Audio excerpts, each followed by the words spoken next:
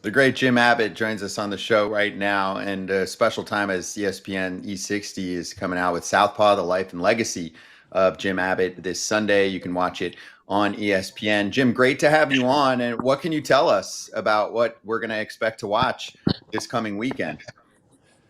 Uh, uh, it's been a whirlwind. I was at Yankee Stadium last night throwing out the first pitch, and um, yeah, I have a documentary coming out on ESPN Sunday night.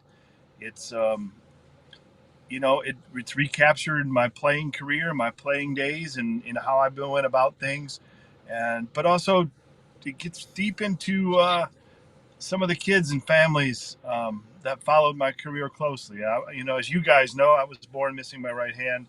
I didn't play like everybody else. There was a little bit of difference in the way I went about things, and they decided to do a documentary about it. Turned out pretty good. Hope you guys like it. I was talking to Tim Brown, the author of your book and the author also of my book. So we have that connection. We also both have the same barber. So that's a great connection. Except I don't beat Tim in golf, and I know you absolutely annihilate him in golf. So there's that. But He's great. He said to remind you that my earned run average as a Yankee is half of yours. it is, and that's fine. That's why we didn't put a graphic up on the screen here, because if it was closer, then I would have put it up there. But my question to you is the kid that you alluded to in the doc, the kids that you were always, and players see this all the time. I was just at a Red Sox game last night. Players come up to kids and it makes their day. It makes the kids' lives. And during your career, a lot of kids with the same thing that you were talking to, and you never got to talk to those kids who are now adults. How did that hit you? How did that hit you off screen, but also what we can expect when we see it on screen? Well, honestly, it's pretty emotional. I I remember these encounters, whether it was, Chicago or Boston or New York or Texas. You know, kids. I never knew there were so many kids like me. Missing part of a hand, missing part of an arm with some sort of limb difference, and you guys know it's hard to fashion a major league career. It takes everything you have, right, to compete at that level. Um, but before games and after games, kids started to show up in numbers that I never imagined, and it didn't take much. It didn't take much to step outside and say hello.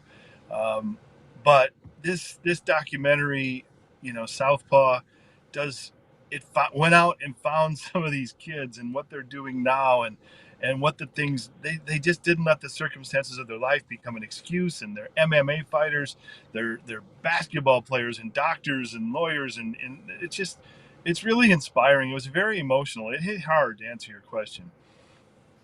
Jim, for people that don't know, you're missing part of your hand. That's the whole thing. And you were born that, you've dealt with this your entire life, and you went, but the most amazing thing to me is, yes, you play golf and yes, you pitch, but you also got two hits in the big leagues.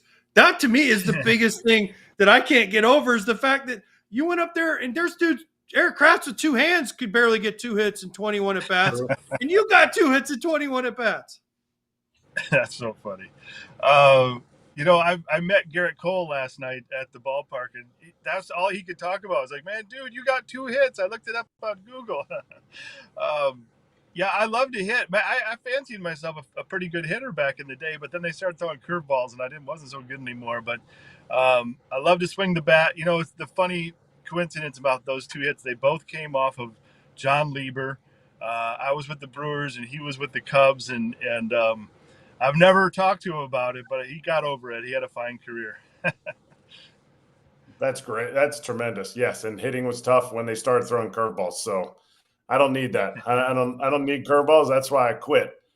My question to you is: you said in your book that you always wanted to be evaluated as a pitcher and not a pitcher that was missing his one hand. You wanted to be evaluated. Can you tell us when you were first evaluated as a pitcher that was just a pitcher and not a pitcher that was missing his one hand? You know, a lot of motivational words, a lot of flowery words were used to describe my play. It was courageous, it was motivational, inspirational, and I didn't look at it as any. I was selfish, man. I was determined. I wanted to do well. I wanted to stick around. I wanted to be in the big leagues, but when you get thrust in that environment and you start to learn that no quarter is given, right? There's a little clip out right today that Wade Boggs said when he first faced me.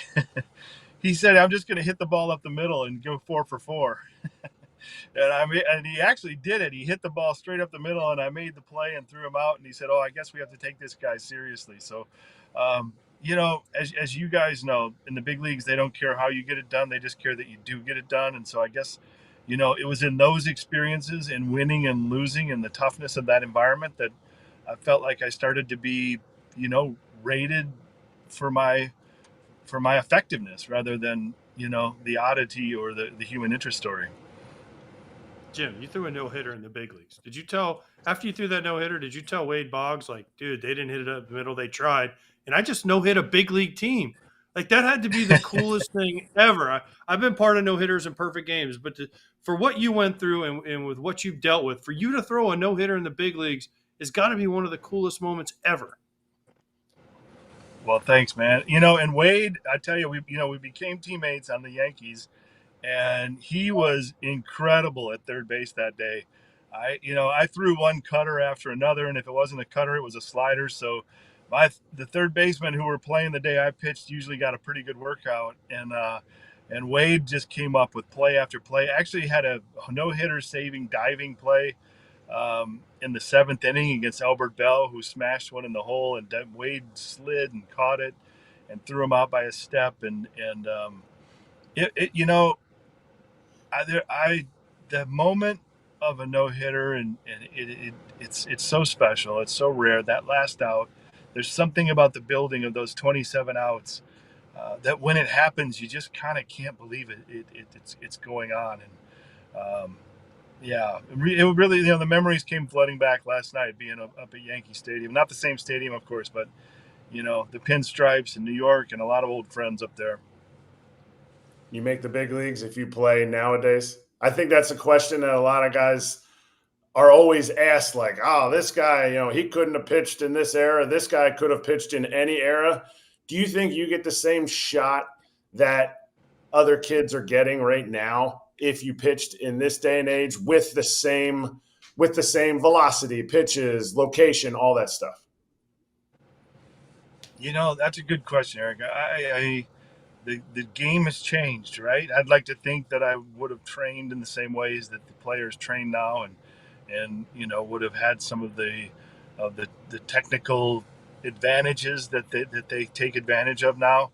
But I don't know. I don't know if you don't throw 96 miles an hour. And I threw in the low 90s. I threw mid 90s a little bit when I was young and being scouted. But if you're not throwing 97 and maxing out velo, and spin rates got to be certain things, and whether that's a good or bad thing for the game, maybe that's a discussion for a different time. But I do think kids who are coming up on the draft, and I guess we're getting started Sunday night just before this documentary, they're evaluated to the nth degree. I agree. There's probably tougher scrutiny on them than there's ever been.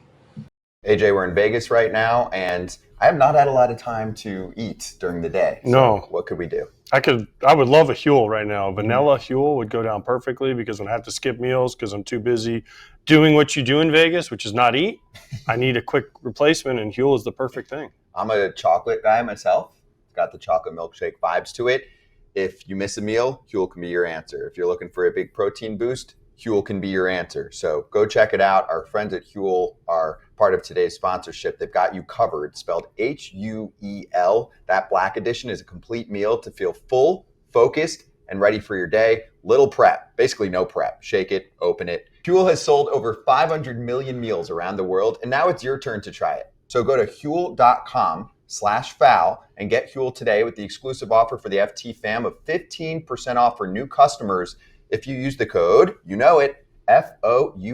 Minimum $75 purchase. Get after it.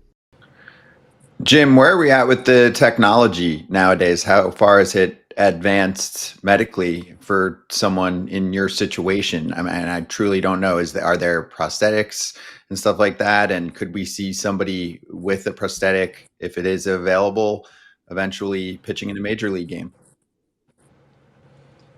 That's a great question. One of the things I had trouble with was hiding my pitches. I couldn't put the ball in the glove and hide it like Andy Pettitte did so famously.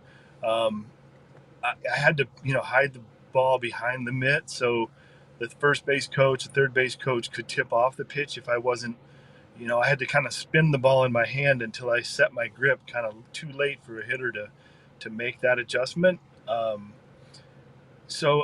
An adaptive glove that might help hide the pitches a little bit better might be something that could be different. I think the advancement for kids born like me now is in the medical field. There's doctors, there's surgeons who have figured out ways to reconstruct hands, allowing for a little bit mobility, a little bit more dexterity, posing fingers, and so there are some pretty incredible medical advances that have happened, not necessarily to help baseball, but to get through kindergarten and get through life. Jim, who do you like to watch now? That's what I want to know. Who do you like to watch pitch now? Oh, Ohtani is amazing. We say everything about him all the time, and I don't think we say enough. And it's just absolutely amazing.